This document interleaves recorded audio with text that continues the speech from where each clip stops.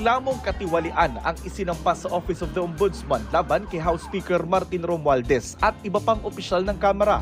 Tinukoy sa reklamo ang umano'y 241 billion pesos na insertions o isiningit daw na alokasyon sa 2025 national budget gamit ang mga iniwang mga blanco sa Bicameral Conference Committee report.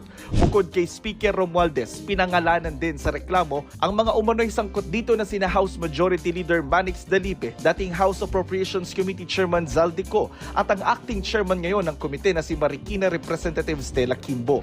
Ang mga naghain ng reklamo, sina Davao del Norte Representative Pantaleon Alvarez, Senatorial Candidate Attorney Jimmy Bondoc, Citizens Crime Watch President Diego Magpantay at mga abogadong sina Ferdinand Topacio at Virgilio Garcia. Hiling nila sa Ombudsman, kasuhan ng tig 12 counts ng graft at falsification of legal documents ang mga respondent. Nung tinignan namin ano yung mga nilagay nila doon sa blanco, tinotal namin umabot sa 241 billion. Ang laking halaga yan.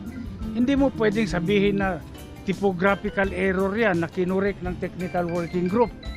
Itinanggi ni Alvarez na may kinalaman sa impeachment ni Vice President Sara Duterte ang isinampa nilang reklamo. Sino nag-divert? Alin ang nauna?